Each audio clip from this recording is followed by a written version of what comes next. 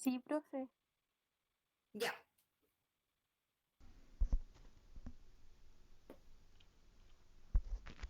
Entonces, me devuelvo. Acá. Derecho objetivo y derecho subjetivo. Mira, me dijiste que tenías dudas principalmente con el derecho subjetivo, Sí, ¿cierto? el otro lo tengo claro, sí, el segundo. Sí, porque el derecho objetivo en realidad lo tenemos que tener en cuenta como sinónimo de sistema jurídico. ¿Ya? ¿Se ve acá la lámina de derecho subjetivo? Sí, sí se ve. Ya. Yo en clases les decía que cuando hablamos de derecho subjetivo se refiere a la perspectiva que tiene un individuo respecto de otros en el sistema jurídico o incluso respecto del mismo sistema jurídico. Y aquí ya no hablábamos de un sistema de normas como en el derecho objetivo que hablábamos como que era un sinónimo de sistema jurídico, sino que a esta situación particular. Y por eso Ya. siempre cuando hablamos de los derechos subjetivos los hablamos calificándolo como de diferentes como con diferentes expresiones, como por ejemplo libertad, que es lo que dice la lámina, libertad, permiso, licencia, que puede ser una atribución y un privilegio. Ahora, es que cuando hablamos de derecho o subjetivo, generalmente lo hacemos como una alusión a tengo derecho a, ¿ya? Es como el fuero interno del ser humano, o sea, como que no es normativismo, no es norma, sino que viene de uno, ¿no? Es que No se sé. puede expresar como una norma, Sí, porque sí, lo vamos a ver a continuación. Los derechos subjetivos se expresan como normas, porque por ejemplo, cuando decimos tengo derecho a la vida ya, y al respeto de mi integridad física y psíquica, estamos hablando de un derecho subjetivo, ¿ya? En su acepción o en su concepto de derecho fundamental. Y por eso no podemos dar un sinónimo, o sea, o no podemos decir un concepto eh, que englobe todos los derechos subjetivos, ¿ya? ya. ¿Por qué? Por eso luego hablamos de los diversos sentidos en el que eh, utilizamos este concepto de derecho subjetivo, ¿ya? Y por eso hablamos de equivalente a no prohibido, que era, por ejemplo, el tengo derecho a vestirme como quiero, o el derecho subjetivo como equivalente a autorización, cuando decíamos que, no sé, la municipalidad me había otorgado un permiso para vender un producto en la calle, en un bien nacional de uso público, ¿no es cierto? O el derecho subjetivo como un correlato a una obligación activa o correlato a una obligación pasiva, porque en general las obligaciones pueden ser de dar, hacer o no hacer. Entonces, en el caso de un correlato a una obligación activa, yo me obligo a hacer algo. En el caso de una obligación pasiva, me abstengo de hacer algo. Mm. O el derecho subjetivo como acción procesal, por ejemplo, cuando ante el incumplimiento de un contrato que celebré con otra persona y esa persona no cumple, yo puedo demandarlo, ¿ya? El derecho a la acción, eh, que vendría a ser, decirlo en términos coloquiales, como el derecho a demandar, o el derecho subjetivo como derecho fundamental, Ya. que si bien este no era uno de los, dentro de estas tipologías de derecho subjetivo, no era un derecho que estaba dentro de esta tipología que hizo Kelsen, sí se entiende como parte de. Y cuando hablamos de derecho fundamental es porque es un derecho subjetivo que el ordenamiento jurídico, o sea, el derecho objetivo, lo reconoció como tal y lo estableció como una norma, ¿ya?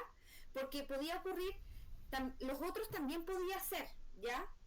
Pero por ejemplo en el equivalente a no prohibido, cuando decíamos tengo derecho a vestirme como quiero, sabemos que eso por ejemplo no está establecido en una norma jurídica, ¿ya? Eso también lo conversamos en clase. No sé si ahí te quedó un poco más claro. Sí, sí, gracias. Ya. ¿Alguien más tiene alguna consulta?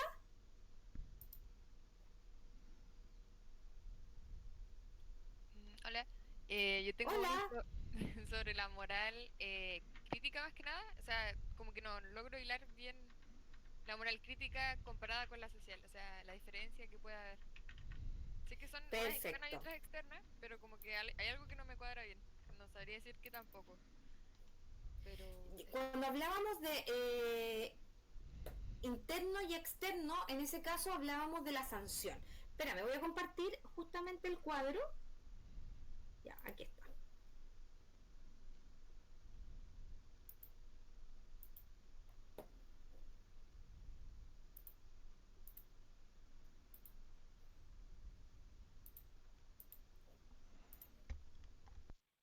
¿Se ve?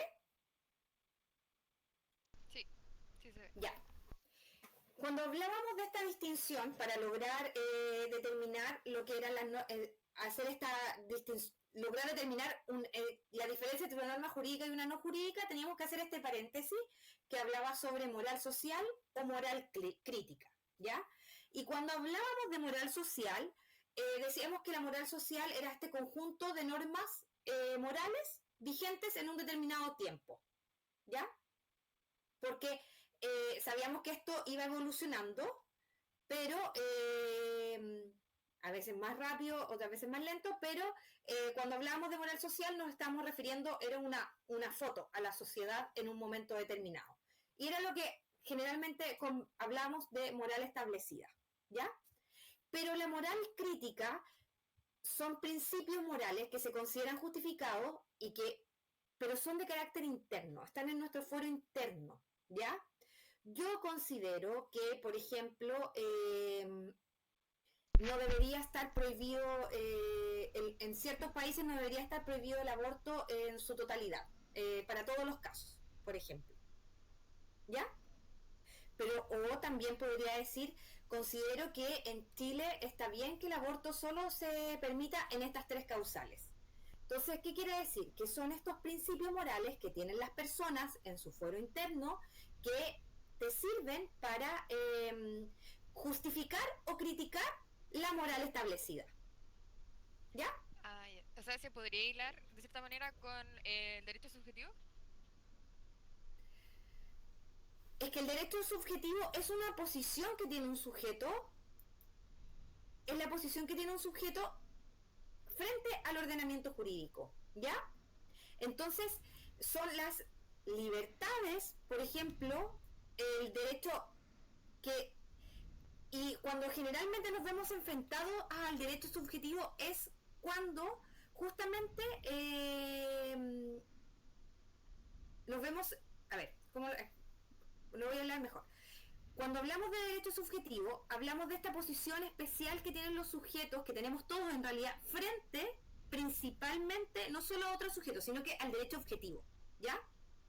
Y así. Porque, por ejemplo, el derecho a propiedad quizás es un buen ejemplo.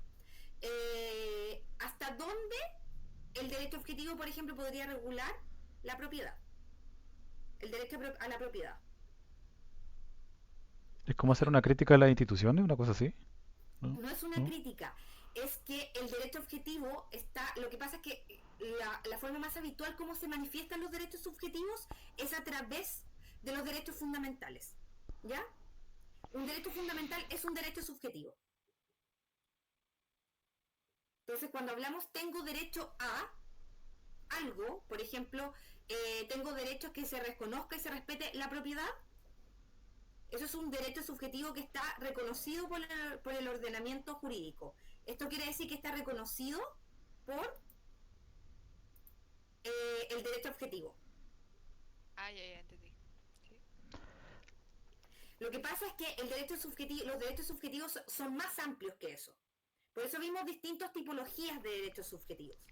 Es más amplio que reconocerlo solamente como derechos fundamentales, ¿ya? Porque puede ser incluso una facultad, un permiso que me entrega el ordenamiento jurídico. Por ejemplo, la posibilidad de desarrollar cualquier actividad económica mientras sea lícita y que no riña contra la moral y las buenas costumbres. ¿Ya? Yo puedo desarrollar cualquier actividad económica. Tengo una libertad económica, ¿no es cierto? Eso es un derecho objetivo. Y además, como está plasmado en la Constitución, está reconocido por el derecho objetivo. Ya. Y o sea, no sé, la parte de las morales y las buenas costumbres sería lo subjetivo. No, lo subjetivo es la libertad económica. Ese es el derecho subjetivo. Lo que pasa es que tiene límites. Ya, creo que ahora sí entiendo mejor. Entonces, estaríamos hablando de cuestiones distintas. ¿ya? Cuando hablamos, por ejemplo, de la moral social y la moral crítica, estaríamos hablando, en definitiva, de un sistema normativo diverso, ¿cierto? Que no tiene las mismas características que el sistema jurídico. Ya.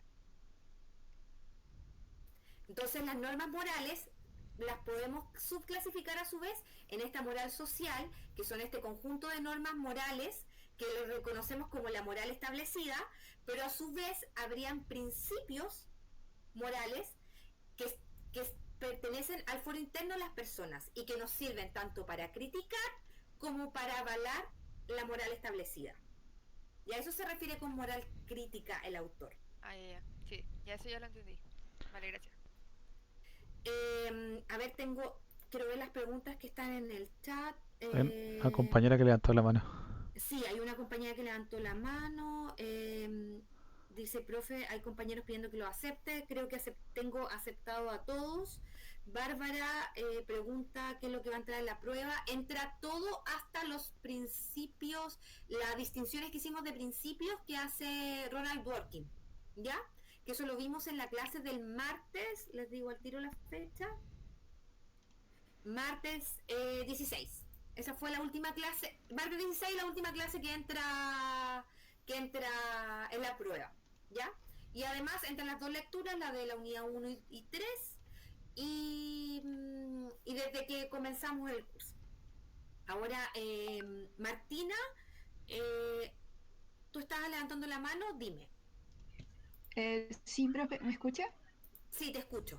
Ya, tenía una duda con relación a las normas categóricas e hipotéticas, porque entiendo que ambas tienen que valer de una condición para poder lograrse, pero la hipotética particularmente tiene como valerse de otras condiciones externas o independientes para que pueda también valerse esa condición. ¿Cómo se puede distinguir de mejor manera dentro de un artículo de alguna ley? Porque igual eso me quedó dando un poco de vuelta.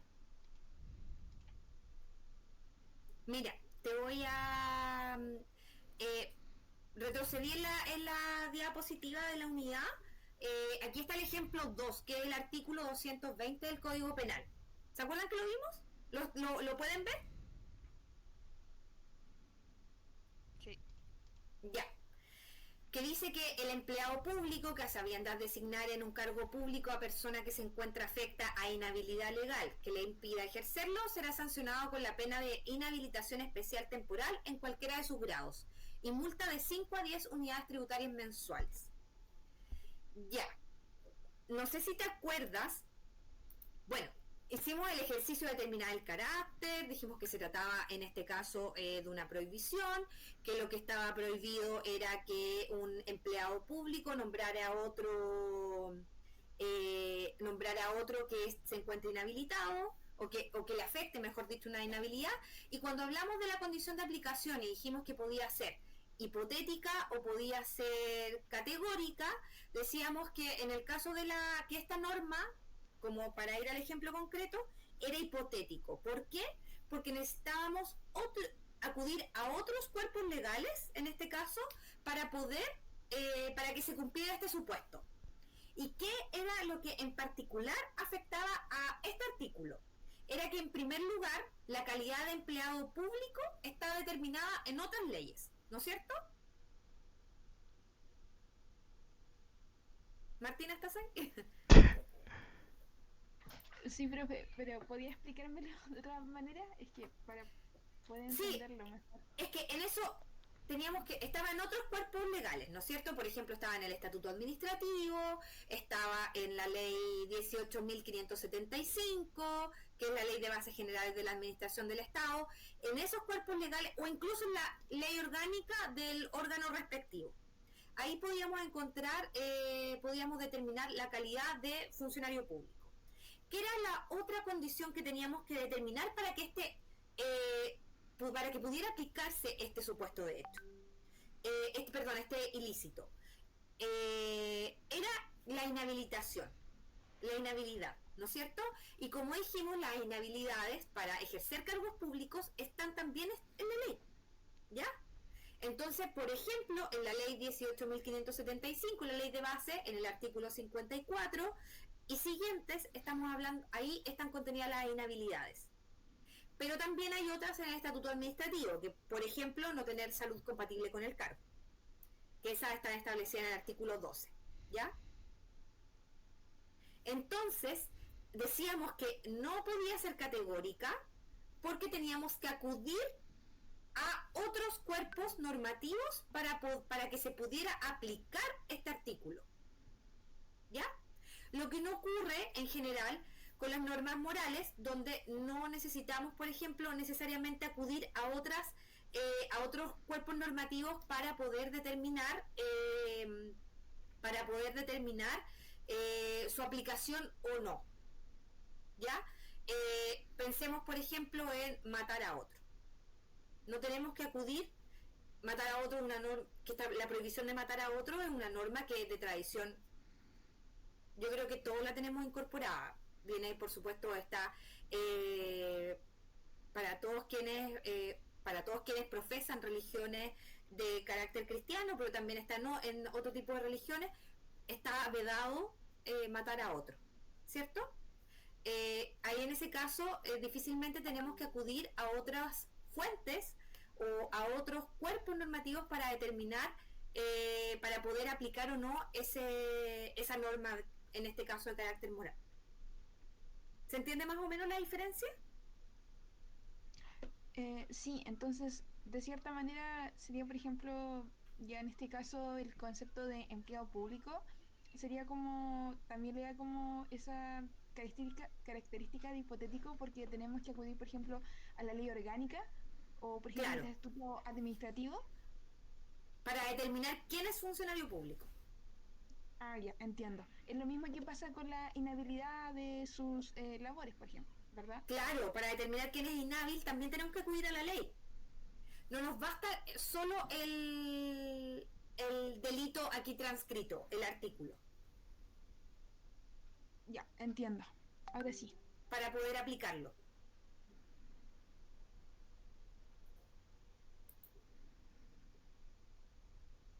¿Alguna otra duda?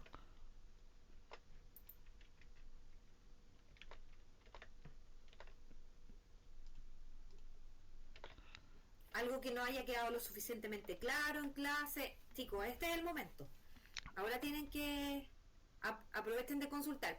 Pueden también hacerlo por el chat. Aquí yo estoy mirando si es que hay alguna consulta.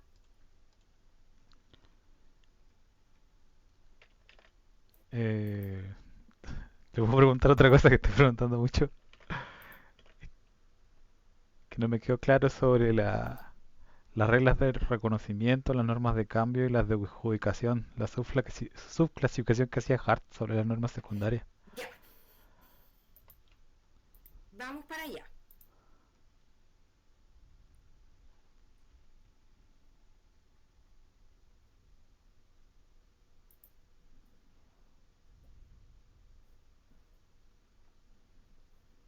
Ya, ¿se ve? Sí, Ya, teníamos que, en primer lugar, Hart decía que habían dos tipos de normas. Para él identificaba dos tipos de normas, o que habrían en realidad en un sistema jurídico evolucionado o dinámico, dos tipos de normas. Por una parte las primarias, que serían aquellas que nos dicen que hacer algo u omitir algo, lo queramos o no, y en segundo lugar las secundarias, que son aquellas que se refieren a las primarias y se subclasifican en tres grupos. ¿Ya?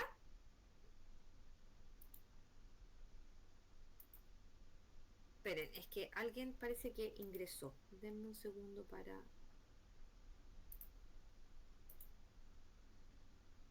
Ah, no, me equivoqué.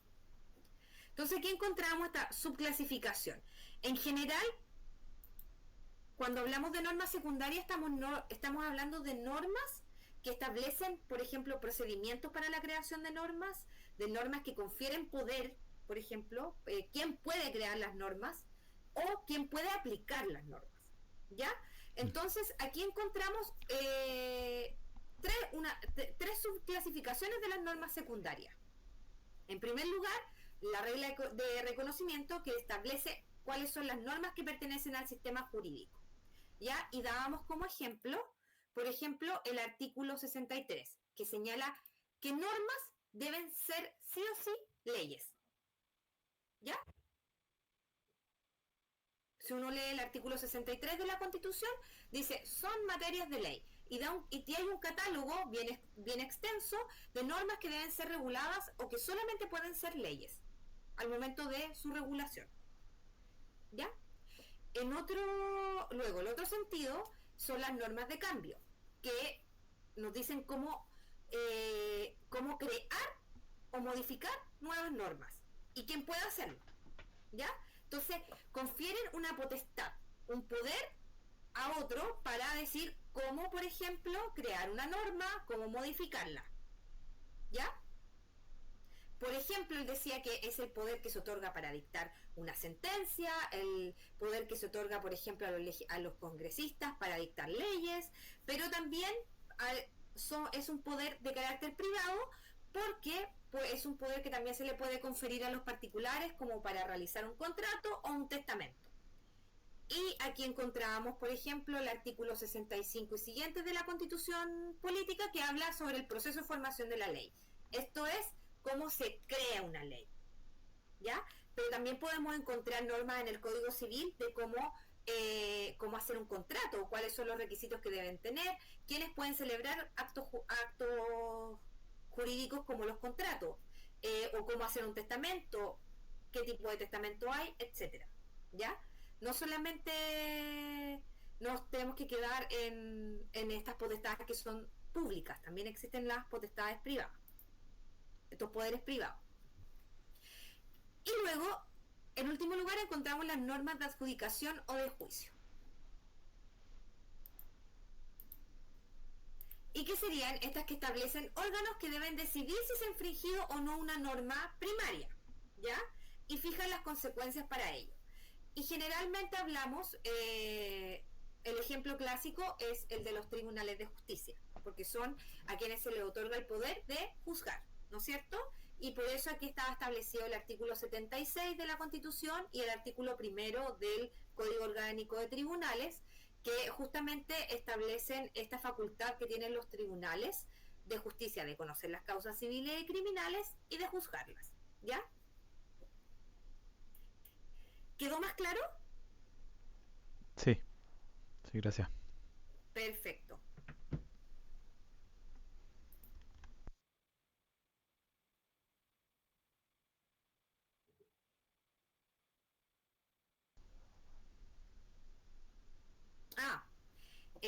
Alguien me pregunta qué es el derecho canónico y si es contenido para la prueba. Cuando hablamos del derecho canónico, solamente lo dimos como a modo ejemplar. El derecho canónico es el derecho que regula, es el derecho de la Iglesia Católica y es el derecho que regula las instituciones religiosas, por ejemplo, el matrimonio religioso, cómo se puede anular este mismo, el bautismo, la comunión, ese tipo de regulaciones tiene, ¿ya? Pero también regula cosas sobre la vida social. Lo que pasa es que hoy día, con la separación de la Iglesia y del Estado, ha perdido completa relevancia en la sociedad, en la mayoría de las sociedades. Entonces, ¿quiénes se pueden casar, por ejemplo, sin necesitar una dispensa papal? No es relevante, porque te puedes igual casar, por ejemplo, un sobrino con su tía. Civilmente ellos se pueden casar, pero si son católicos, no. No podrían tener un matrimonio religioso, por dar un ejemplo. Entonces tú tienes que pedir dispensas papales, o dispensa al obispo, a quien la iglesia determine. Entonces, por eso les digo que no, hoy día con la separación de la Iglesia y el Estado no pierde relevancia, ha perdido completa relevancia. Por eso solamente lo hemos mencionado a propósito de ejemplos, cuando hablamos, por ejemplo, de los órdenes no estatales, ¿ya? Como que habrían también ordenamientos que no pertenecerían, que no serían estatales, ¿ya? Que no serían del Estado.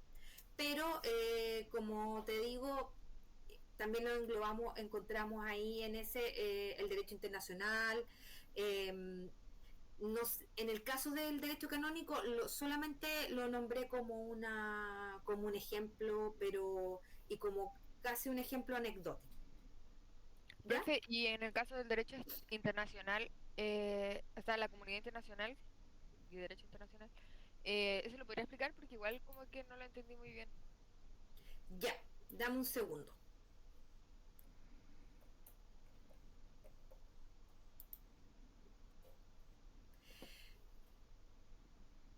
¿Cuál era la dificultad cuando hablamos de estos 4 aspectos que decía la sociedad premoderna, de la comunidad internacional, el derecho canónico y otras asociaciones? Tenía que ver con que definir el derecho era una tarea muy difícil y que habitualmente lo que hacíamos o las dificultades estaban dadas porque explicar el derecho nos llevaba necesariamente o necesitamos tener como presupuesto necesario la existencia del Estado. Pero no necesariamente va a existir el Estado y sí podría haber derecho. Y decíamos que eso ocurría, por ejemplo, en el caso de las sociedades premodernas, que si bien no había un ordenamiento estatal, podían tener una especie de derecho rudimentario, ¿ya? Pero el gran problema que tenía es que había una clara falta de diferenciación social respecto de las normas que son, por ejemplo, de carácter moral con las normas que podríamos considerar de carácter jurídico. Ahora estas son discusiones simplemente que se dan en torno al concepto de derecho, ¿ya? Y a esta separación del concepto de derecho con la existencia del Estado como presupuesto para poder definirlo, ¿ya? También entendíamos que el derecho internacional, existía también la discusión si era un verdadero derecho, ya que no existe un Estado mundial, ¿ya? Pero yo creo que eso es más difícil porque en general la dinámica en el caso del derecho internacional, que son estas normas que se dan en estos órganos supranacionales, y cuando me refiero a órganos supranacionales como por ejemplo la ONU o la Organización de Estados Americanos o el Mercosur o estos tratados de libre comercio que crean ciertas organizaciones, o la Corte Penal Internacional o por ejemplo la Corte de la Haya, la Corte Internacional de Justicia. Cuando hablamos de estos órganos que son de carácter supranacional y que se rigen por una especie de normativa, es porque además los estados han aceptado obligarse, ¿ya? Entonces, cuando uno dice, pero no sería, no sabemos si no sería de hecho, bueno, es que los estados voluntariamente deciden obligarse. Ahora, ¿cuál es generalmente el problema con el derecho internacional? Es que no hay una sanción necesariamente, más allá de ser respetuoso con los fallos que pudieran dictar los tribunales internacionales, pero no habría en estricto rigor, si un Estado deja de cumplir un tratado, no habría una sanción necesariamente, ¿ya? Un tratado, por ejemplo, de derechos fundamentales. Distinto es un tratado de carácter económico, donde las sanciones sí son más evidentes, ¿ya? Porque, por ejemplo, se podría impedir que un barco con una determinada carga de algo llegue a puerto, o se embarga y hasta que se pague lo que se debe, ¿ya? Pero en el caso de tratados internacionales no necesariamente van a haber incentivos para su cumplimiento, aunque en general la imagen que un Estado proyecta, por ejemplo, como un Estado serio, hacen que los países, por regla general, cumplan con los tratados internacionales que ratifican y aceptan y que los incorporan a su derecho interno. Entonces, por eso, respecto al derecho internacional, si bien es como es una especie de derecho bien original, sui generis, como suele llamarse, es difícil no decir que es un derecho que se mantenga al margen del Estado, ¿ya? Pero en ese sentido en el que hablamos, es porque necesitamos tratar de encontrar un concepto de derecho que logre englobar, o sea, cuando hablamos de todo esto de los ordenamientos jurídicos no estatales, cuando hablamos de los problemas de vaguedad del derecho, cuando hablamos del problema de ambigüedad del concepto de derecho, todos tienen que ver, en definitiva, con problemas de poder dar un concepto único de lo que es el derecho. ¿Ya? Por eso hablamos de estos ordenamientos no estatales, porque uno podría entender que son derechos, pero están al margen del Estado. Entonces, ¿cómo hacemos, cómo damos un concepto de derecho sin mencionar la existencia del Estado? Ah, ya, vale, clarito. Muchas gracias. Alguien acá me dice que...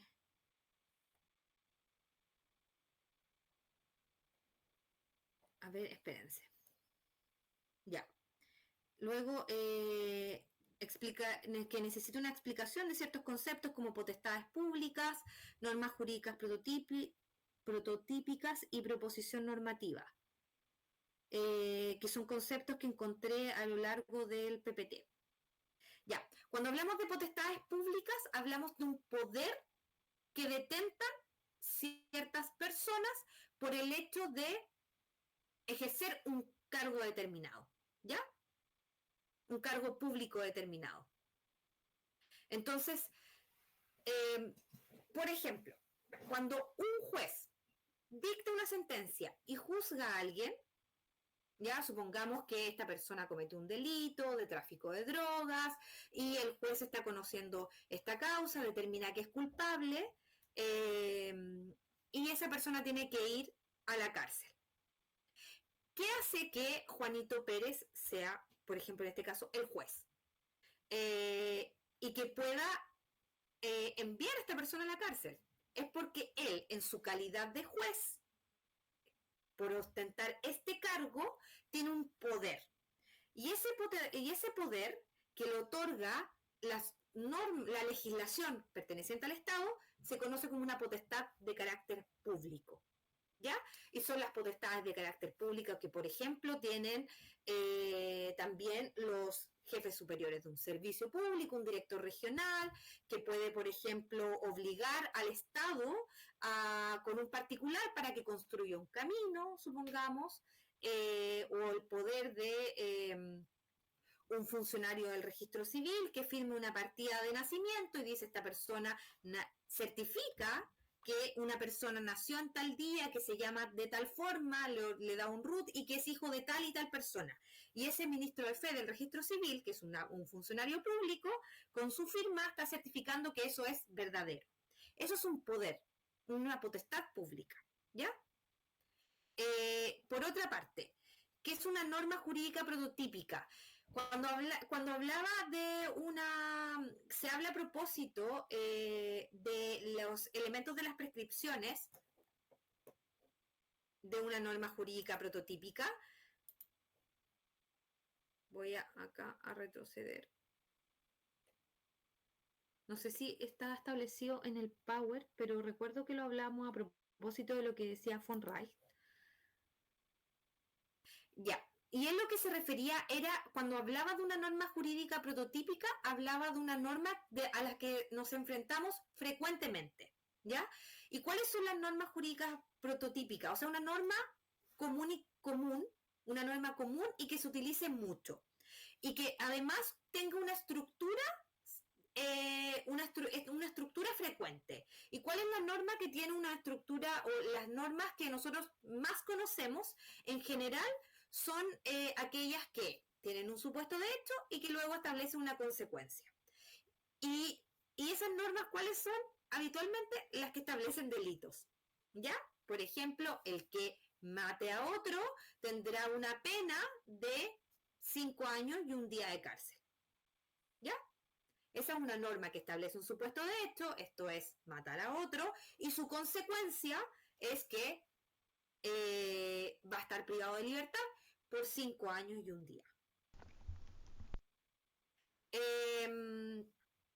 Y en tercer lugar, una proposición normativa. Cuando hablamos de proposición normativa nos estamos refiriendo a un enunciado o a una norma. ¿Ya?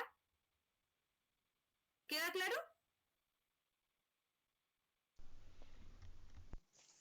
Perfecto.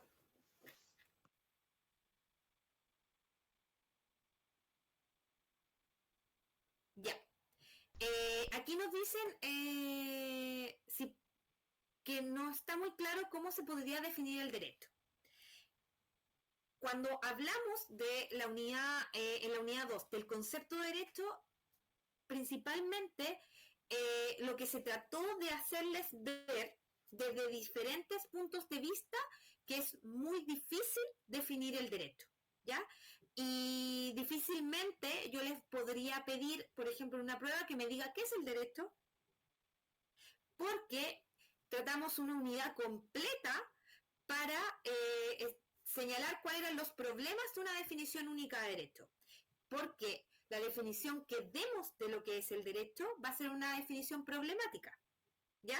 Que probablemente no va a poder englobar lo que es derecho objetivo y subjetivo, que probablemente o no va a poder englobar las diferentes acepciones o las diferentes formas de usar la palabra derecho. No sé si se acuerdan de que no era fácil utilizar la palabra derecho porque le podíamos dar diversos usos, ¿ya?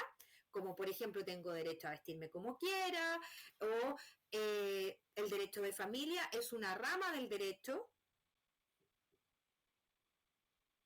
¿Se entiende ahora? Por eso un concepto claro, preciso, dimos una idea, por supuesto, de hecho está en el PowerPoint, de una idea de que podíamos entender como derecho. Pero tengo que compartirlo acá. Un segundito.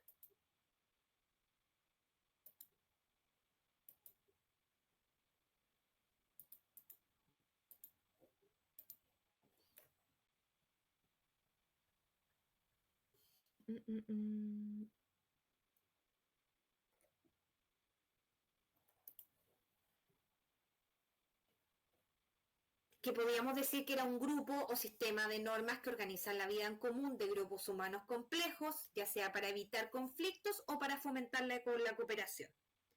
¿Ya? Pero, por ejemplo, ya no es tan fácil reconocer incluso en este mismo concepto de derecho, que engloba gran parte de lo que es el derecho, por ejemplo, el derecho subjetivo. ¿Ya? Solo por dar un ejemplo. Entonces, en realidad, lo que pasa es que eh, es muy difícil el dar un concepto de derecho. Y cuando abordamos la idea de qué es el derecho, lo abordamos en realidad desde la óptica de las dificultades que esto tiene. Y que es importante tenerlos presentes al momento de estudiar el derecho. ¿Ya?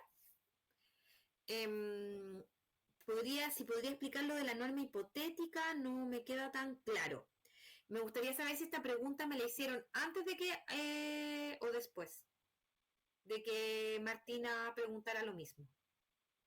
O no tengo problema en volver a explicarlo, es solo para saber.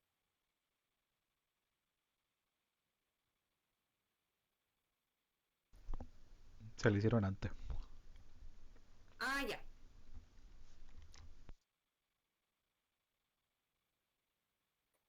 Estoy como, a ver.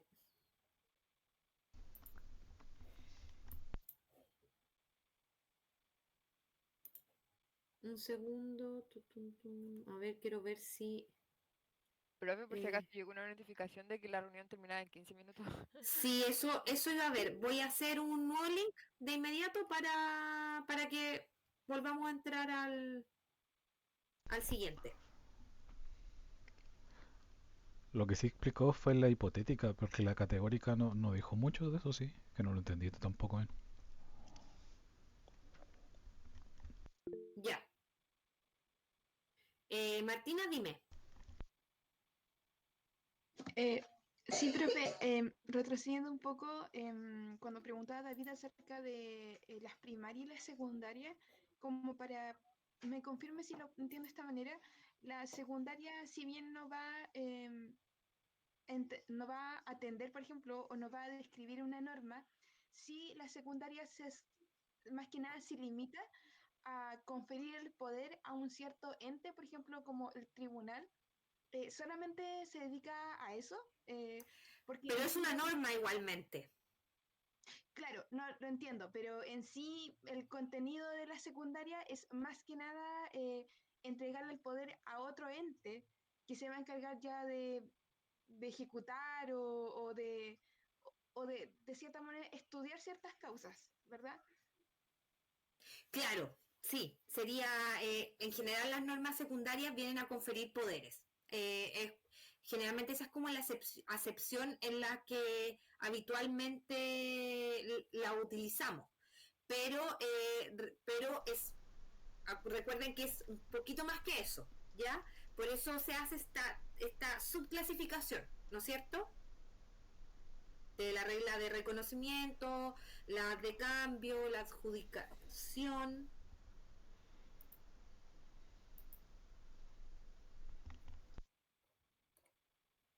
Ay, espérenme un poquito que voy a hacer otro link para que...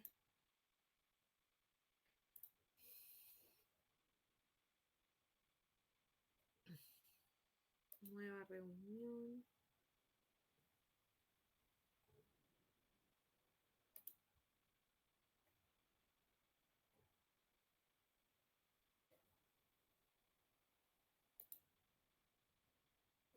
Ya.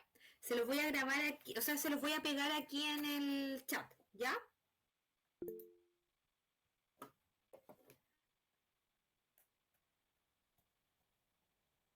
¿Les llegó a todos?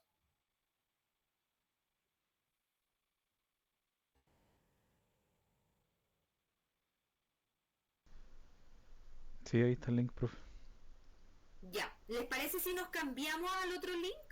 Para que no tengamos el problema que se corte. Y el que esté grabando, por favor, que siga grabando en este nuevo link. Se lo agradecería mucho, mucho, mucho. Ya. Entonces nos vemos en el otro link. Voy a cerrar esta conversación.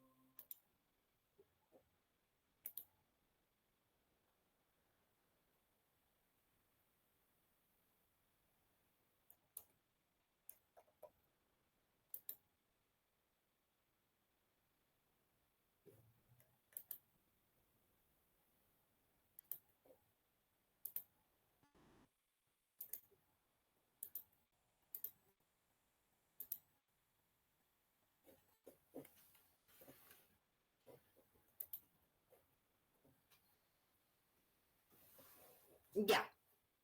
Creo que llegaron casi todos.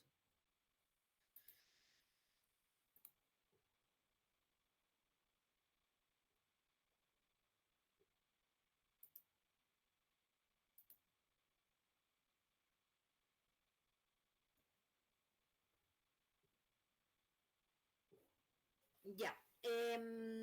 ¿Alguna otra duda o consulta?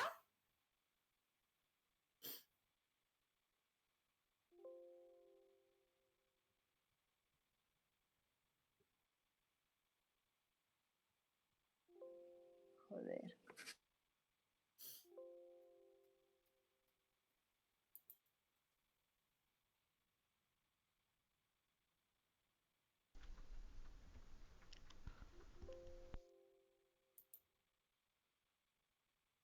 Profe, no sé, pero en el libro habla de Racine de los tipos de razones.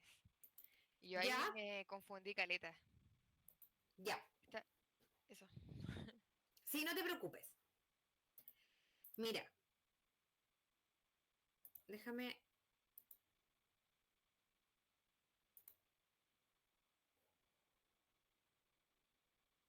Ay, ¿por qué no me las damos un segundo? Por alguna razón no...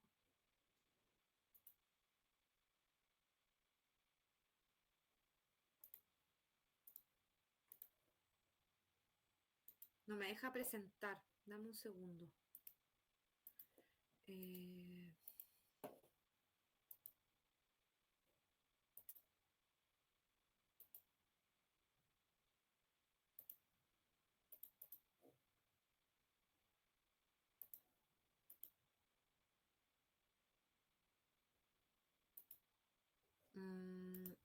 voy a abrir y cerrar la presentación porque no me deja...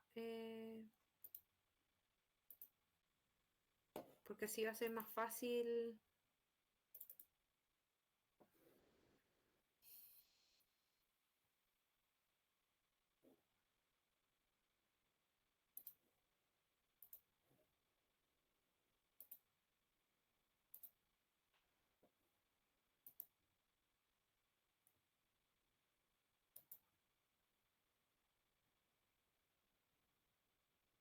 Ahí está.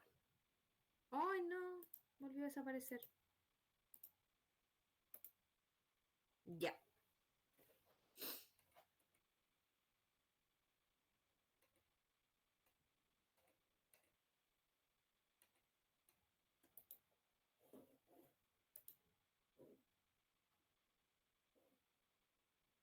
Ya, lo que decía Ras era principalmente que debemos considerar las normas como razones para actuar, ¿ya?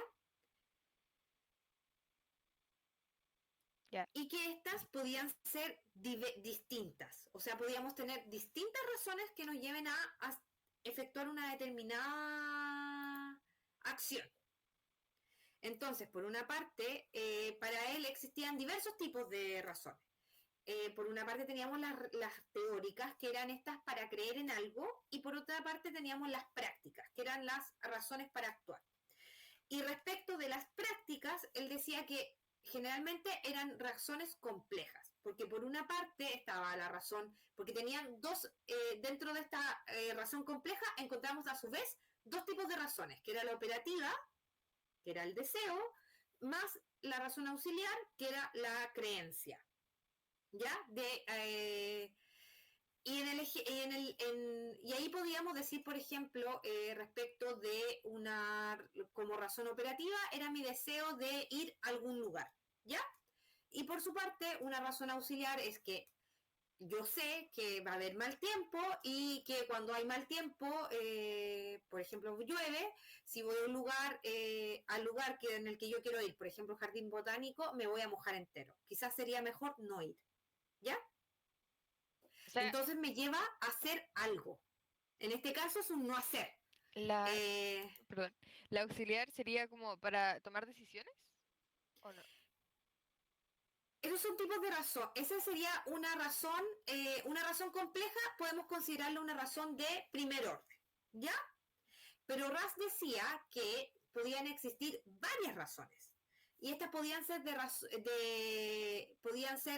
razones que inclusive entraran en conflicto entre ellas.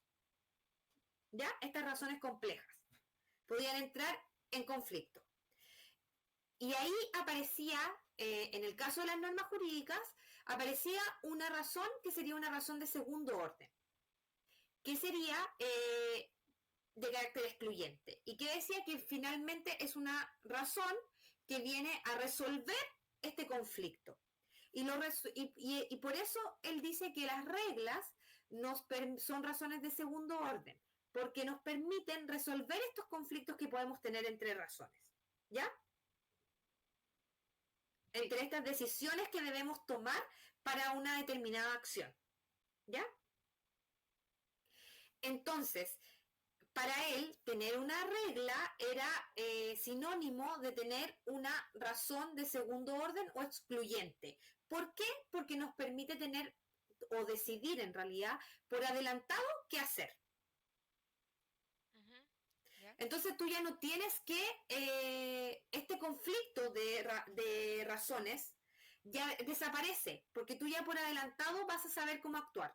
Ahora, por ejemplo, esta regla o razón de segundo orden puede coincidir con una de las razones de primer orden.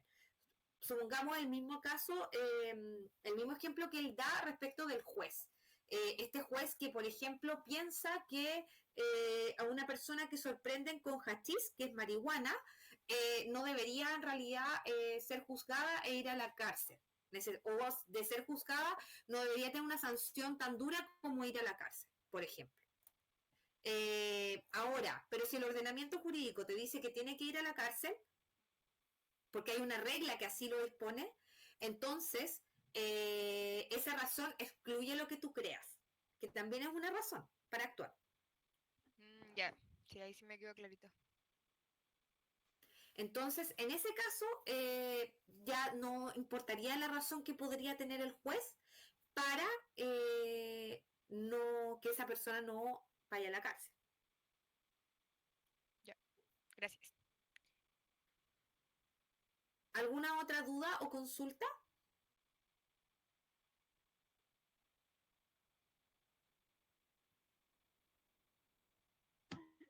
Profe, ¿Sí? entonces, Hoy, Martina, te volviste a silenciar.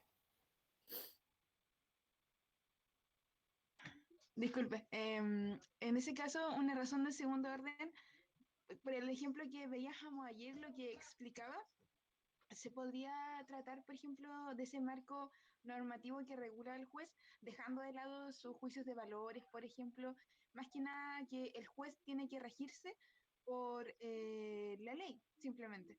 Porque en este caso podría Tal pasar que cual. el juez, por ejemplo, en su calidad como funcionario, no podía hacer ningún juicio de valor, porque en su como persona simplemente podría y no podría, pero como juez simplemente se atiene al marco normativo, eso sería como una razón de segundo orden. Es que no es el cumplir la normativa vigente no sería la razón de segundo orden. La razón de segundo orden sería la regla, en este caso.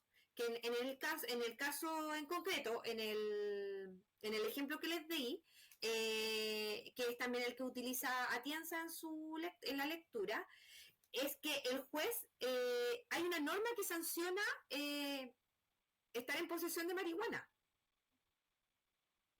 y lo sanciona con ir a la cárcel. Entonces, independiente de lo que crea el juez, que puede creer, por ejemplo, que esa sanción es muy blanda, o puede creer que esa sanción es muy dura.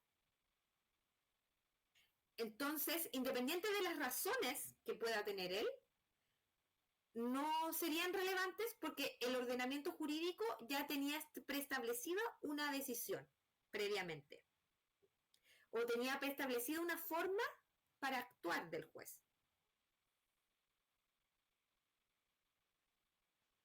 Ahora, estas no son necesariamente decisiones de carácter moral, también pueden ser decisiones de carácter técnico.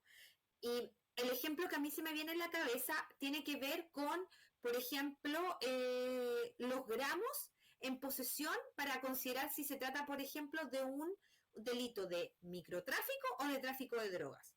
¿Ya? Porque sabemos que cuando uno tiene una gran cantidad, no hay mucha duda que se va a tratar, por ejemplo, un kilo de cocaína es tráfico de drogas. Pero si uno tiene, yo no recuerdo específicamente cuál es la cantidad, por ejemplo, de droga que una persona tiene que estar en posesión para que se considere tráfico o no tráfico. Pero supongamos que sean 10 gramos. Si a mí me pillan con 10,5 gramos, ahí un juez va a poder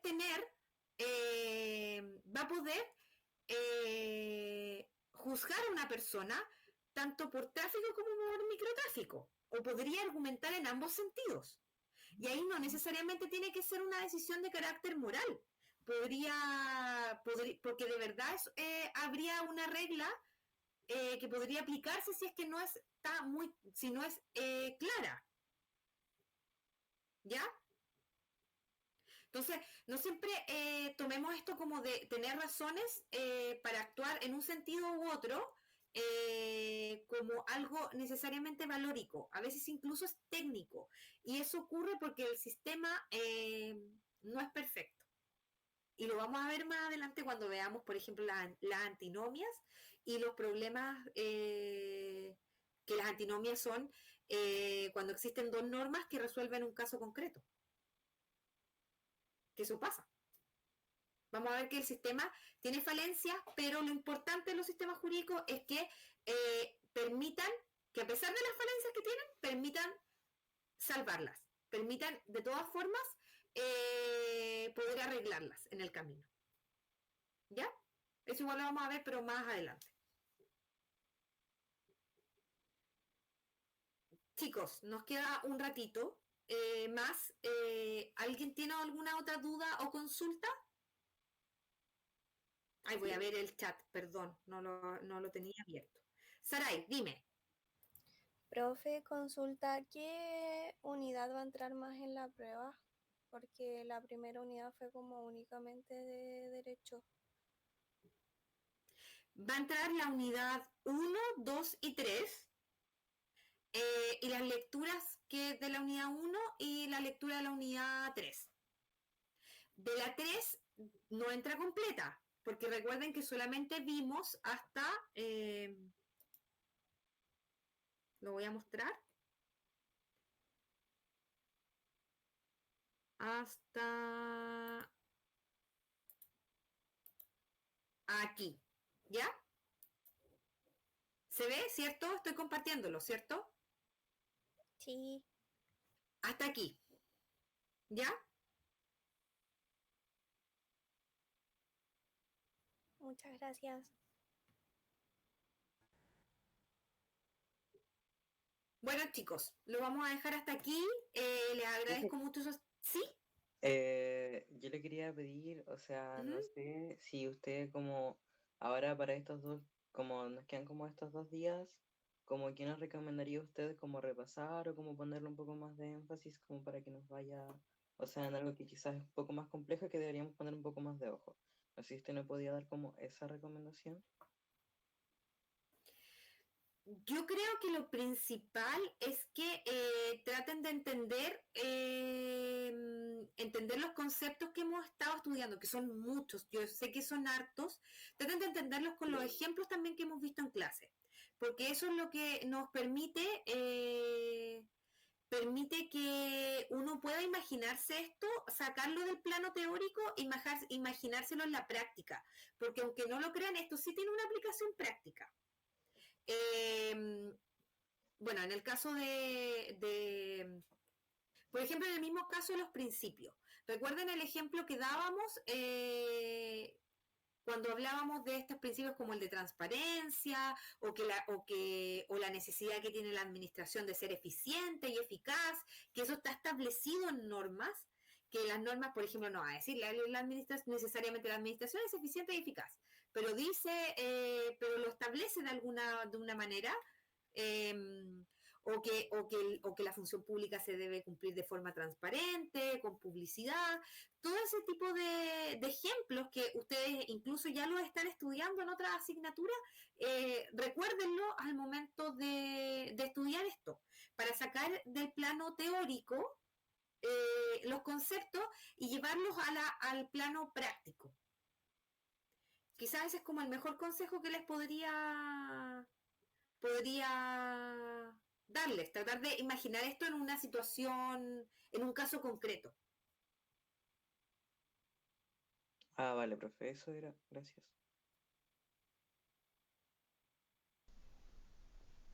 Bueno, chicos, nos estamos viendo entonces el viernes. Estudien y nos vemos y que espero que de verdad a todos les vaya súper bien en la prueba. ¿Ya? Que estén muy bien. Chao. Chao. Chao, profe, que esté bien. Chao, profe, gracias. Gracias, chao. Chao, profe, que esté bien.